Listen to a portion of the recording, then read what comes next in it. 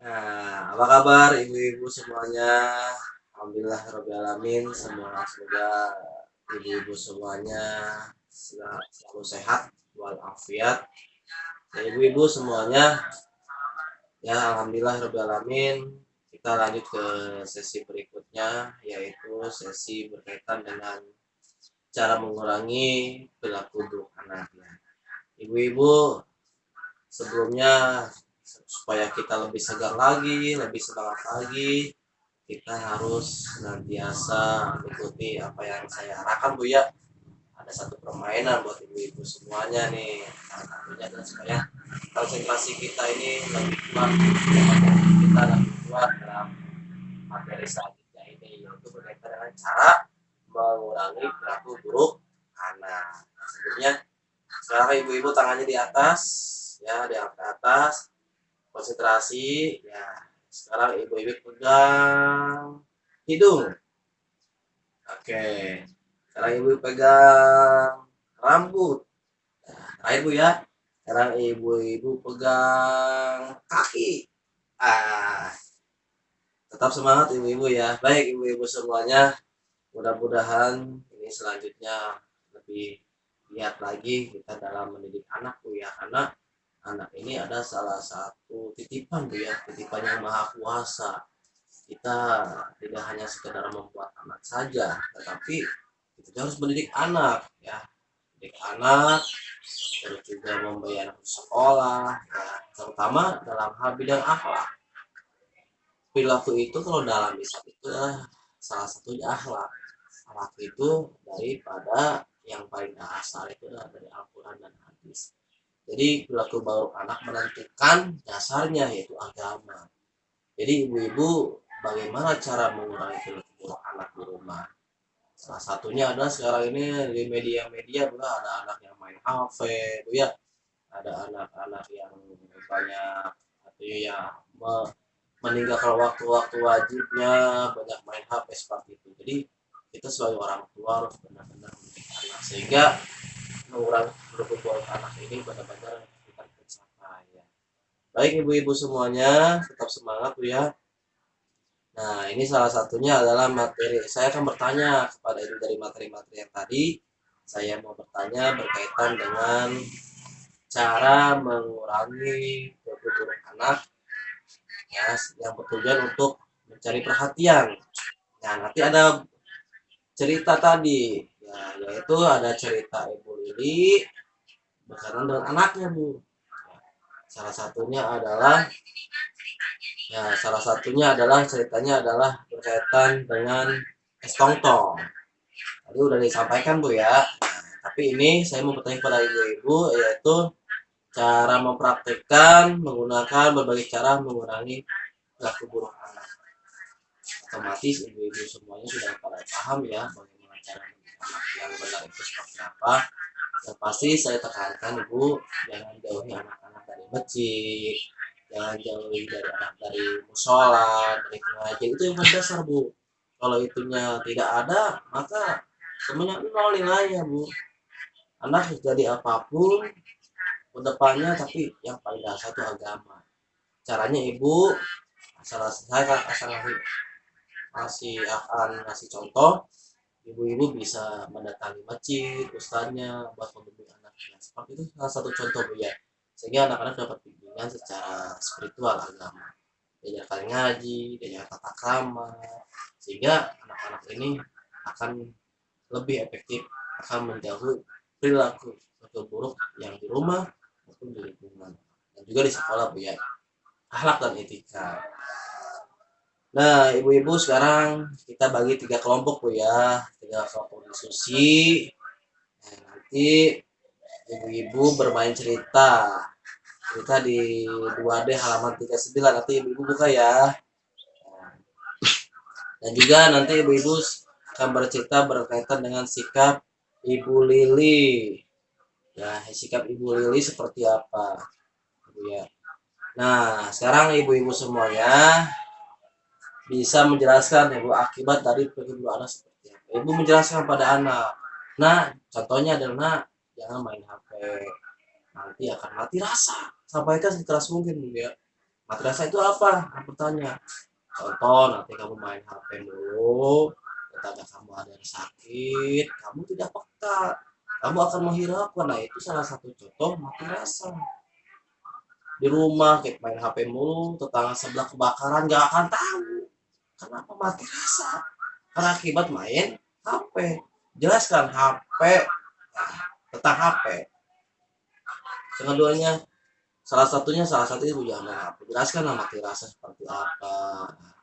Salah satu tadi contoh bu ya, dia akan menghiraukan apa kegiatan-kegiatan sosial sehingga dia aktif pada handphonenya. Dia nggak tahu kadang seperti apa. Kenapa?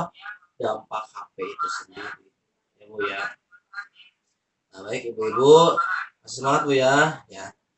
Dan juga ibu-ibu bisa meminta pendapat, menentukan seperti apa pertaruhan yang harus disepakati bersama. Pendapat seperti apa? Pendapat kepada suami. Jadi ibu-ibu diskusi dengan suami, ya berbagi pendapat, cara anak untuk menentukan seperti apa peraturan yang harus disepakati bersama. Jadi diskusi dengan suami dengan anak harus bikin peraturan. Salah satunya peraturan apa? Peraturan belajar di rumah, peraturan waktu tidur, peraturan waktu bermain, waktu beribadah itu sepakati bersama dengan suami dan anak itu gitu ya. Dan juga nanti ibu-ibu senantiasa memberi kebebasan yang disertai dengan tanggung jawab. Ibu beri kebebasan pada anak, tapi jangan dibebaskan begitu saja. Anak-anak jadi gelandangan, jangan bu. Dibebaskan dalam arti anak-anak berimajinasi, berkreasi bu ya di luar rumah, itu silakan saja. Tapi harus disertai dengan tanggung jawab. Tanggung jawab ibu lebih penting, jangan sampai dibiarkan. Diberi kebebasan tidak dibiarkan, tapi tetap dalam tanggung jawab ibu-ibu semuanya. Paham bu sampai sini bu ya? Ya. Baik ibu-ibu, kita lanjut saja ya. Nah ibu-ibu ya, berkaitan dengan tadi yaitu salah satunya membuat aturan bersama anak yang memasuki usia remaja. Tadi udah nonton film bu ya? Gimana film bu? Rame gak bu? Seru gak bu? Ya filmnya juga sangat membantu kita di rumah bu ya, cara mendidik anak. Salah satu filmnya dia adalah Pak Rosi bertanya kepada Bu Rusli, nah, kemana si Dewi gitu kan, sudah jam segini belum pulang. Kita harus bisa lebih tegas dengan Dewi ya bu, juga bu ya, jangan gampang saja memberikan izin kepada Dewi. Kalau sudah begini kita yang repot. Terus Bu Lili pun berjawab, ibu juga cemas pak karena Dewi belum pulang. Ibu setuju kita harus tegas kepada Dewi, tapi bukan berarti harus marah atau kasar ya pak. Kita harus bisa tenang dan mengendalikan emosi.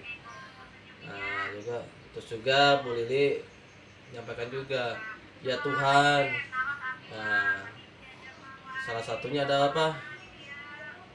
Salah satunya lah, kata Pak Lules sih, bapak dan ibu khawatir sekali karena kamu belum pulang dan tidak ada kabar.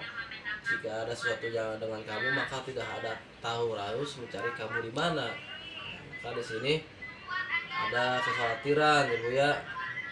Nah, kata Bu Lili, kami tidak mau hal seperti ini terulang lagi. Ini sudah banyak yang ketiga kalinya. Kata Pak Lules sih, menurutmu apa yang bisa kamu lakukan agar tetap bisa melakukan kegiatanmu dan juga bisa lebih bertanggung jawab? Ya, artinya bu, pak, salah satunya kita harus bisa benar-benar melakukan tanggung jawab pada anak dengan apa? Dengan membuat aturan bersama anak yang memasuki usia remaja. Jadi ibu-ibu nanti bikin aturan di rumah ya, sama suami, sama anak, sehingga anak pulang sekolah terjadwalkan, anak berangkat sekolah terjadwalkan. Jadi jangan sampai anak pulang ibu nggak tahu, jangan sampai ibu di rumah anak belum pulang. Nah siapa yang salahkan? Ya jangan sampai saling menyalahkan bu ya. Musyawarah lagi, berdiskusi lagi dengan suami dan anak bu ya. Semoga anak ibu berhasil ya ibu ketika sekolah sampai dengan sekolah bu ya. Nah ibu-ibu sekalian, apa yang tadi ibu pelajari dari video tadi, dari lembaran cerita tadi, apa bu Ya, jadi ibu harus benar-benar memahami isi video tadi, isi gambar tadi, sehingga bisa dilaksanakan di rumah bu ya, bisa dilaksanakan di rumah, sehingga ibu-ibu mendapatkan nyaman dan kenyamanan. Kenyamanan apa? Kenyamanan dalam mendidik anak. Ibu-ibu, terima kasih banyak yang sudah menyampaikan pendapatnya, yang sudah menyampaikan keluhannya seperti apa. Sudah paham bu ya, cara mendidik anak menjadi anak yang baik. Nah ibu-ibu, perlu saya simpulkan, Bu Luli dan Pak Lusli sepakat untuk bersikap tenang namun tegas dalam menghadapi Dewi. Mereka tidak menghakimi tindakan Dewi, namun menyepakati akibat tindakan tersebut. Bu Lili memilih untuk mengatakan ibu dan bapak khawatir sekali dan Agus tidak bisa menyelesaikan tugas sekolah daripada mengatakan kamu kemana saja tidak ada kabar. Tidak boleh seperti itu ya. Dengan menyampaikan akibat perbuatan, anak akan bisa menerima bahwa ia bersalah. Paham bu ya? Jauhi tindakan kekerasan, jauhi kalimat kamu kemana saja. Intinya ibu harus berdiskusi dengan suami dan anak, menghasilkan kesepakatan bersama dalam mendidik anak. Terima kasih ibu ya.